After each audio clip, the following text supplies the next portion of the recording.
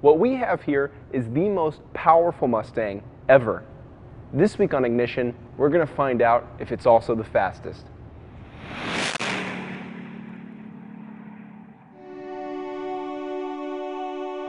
Under the hood of the Shelby GT500 is a supercharged 5.8-liter V8 that makes, you may want to hold your jaw in place for this, 662 horsepower and 631 pound-feet of torque. Not only is that more than the Camaro ZL1, not only is that more than the Corvette ZR1, that output makes this the most powerful mass-produced V8 in the world. And there's something more impressive than that, if you can believe it. This 662 horsepower Shelby doesn't get a gas guzzler tax. Now, Ford's made some rather lofty claims about this car. I think it's time we put them to the test. Our first stop would be K&N Engineering, where we dyno the monster Shelby.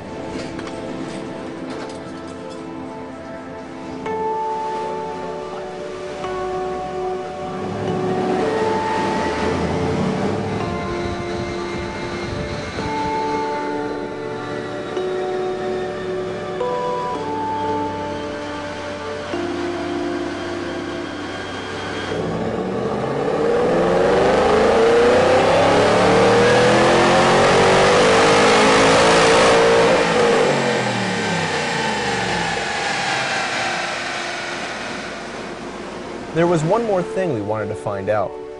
I already did the calculations, and it looks like this car would hit 200 miles an hour at the top of fifth gear at about 6,400 RPM. We wanted to find out if that was the case before we attempted it.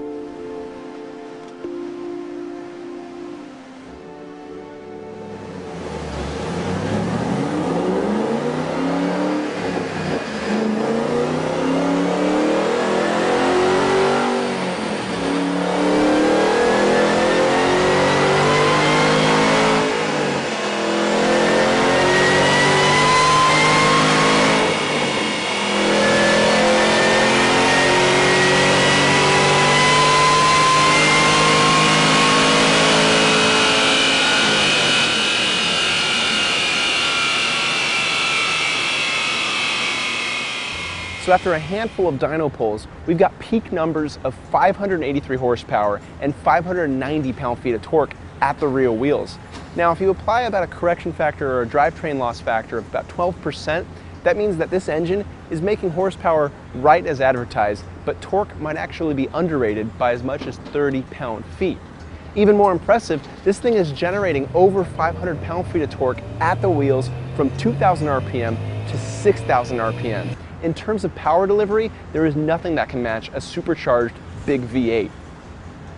Now that we knew how much power we were working with, we'd head to the test track to perform our standard set of tests. First thing about launching the Shelby GT500 is that the rear tires are very sensitive to temperature, so we're going to get some heat in them really quick.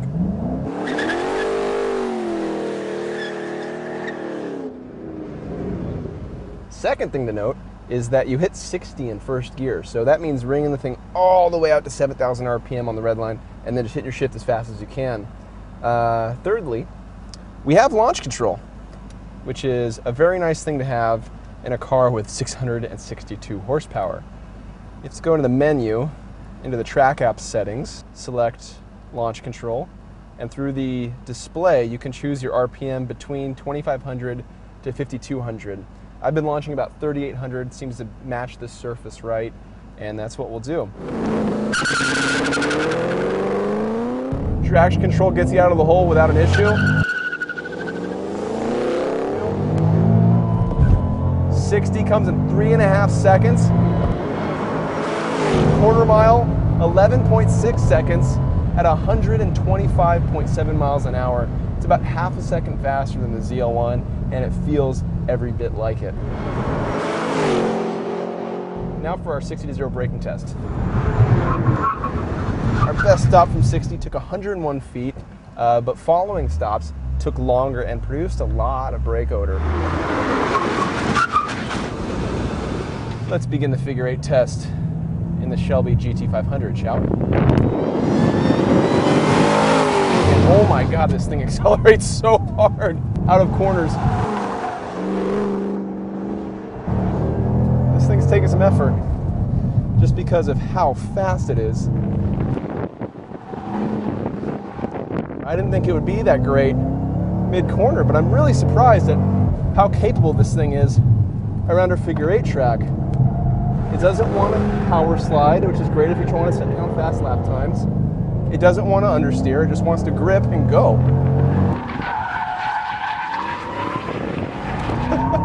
If you get a little carried away, it will do that.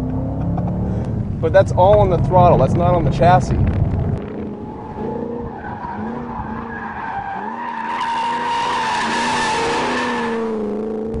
Man, this thing's fun. I was honestly surprised. Ford claims that this car saw 200 miles an hour at the Nardo testing facility in Italy. We're not in Italy, of course, but we're going to test that claim. So we're off to Arizona, towards one of Chrysler's proving grounds. There, we'll find a 5-mile oval and the chance to see 200 miles an hour. So we've logged a couple hundred miles in the Shelby GT500 now, and what's really impressive is that this doesn't feel like some ragged edge supercar. You don't get a sense that this thing is a 600 horsepower, 200 mile an hour capable Mustang. In fact, on the freeway, it just feels kind of like a normal Mustang. You have this super long 6-gear overdrive, which means at 75 miles an hour, the tach's barely spinning 1500 RPM. And you don't really get that edge of horsepower until you roll into the throttle. But even then, in 6th gear, that just means you can pass anybody whenever you want without downshifting. It's impressive that a car with this kind of power, with this kind of capabilities, feels totally normal on the street. It's almost like Grand Touring levels of comfort and performance, even though the performance is so great. The thing is, we got to get to Arizona quick.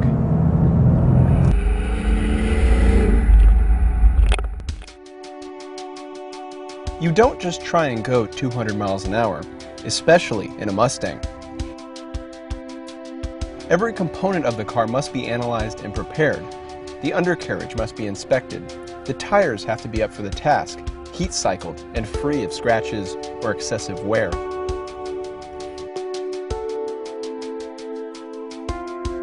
And then you have to consider the environment. The Proving Grounds location in Arizona is about 2,000 feet above sea level, and it's hot out. That means the Shelby's supercharged V8 won't be able to breathe as much air, but also that the air is less dense and won't be resisting the car as much. Well, we're at the Chrysler Proving Grounds in Kingman, Arizona with a Shelby GT500. I'm skeptical. I come here to this test skeptical, but I'm excited because the whole prospect of getting up on the high banks on a 5-mile oval and just going flat out until the speedometer quits climbing, that is exciting.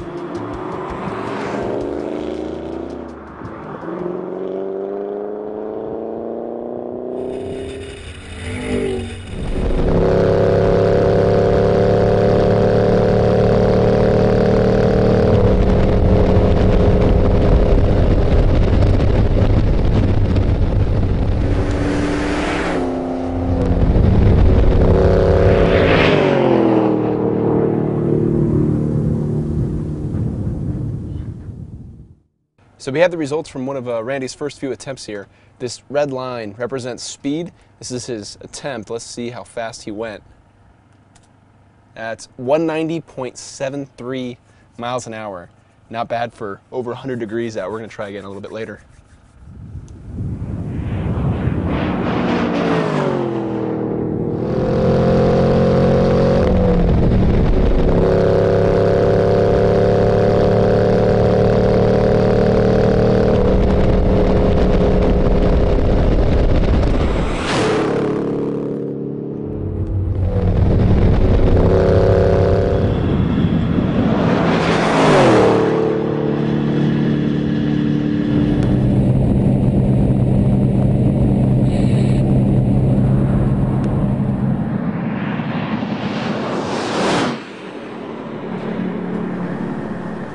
The heat forces us to stop for the day. We'd try again early the next morning. arriving on track before sunrise when the cooler exterior temperatures would allow the engine to make more power.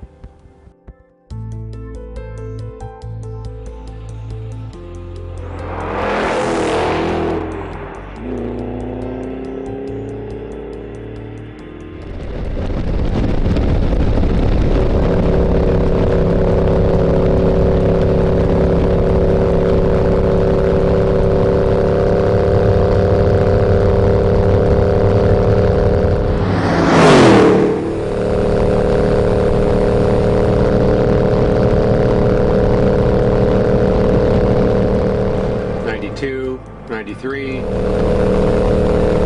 '94, '95.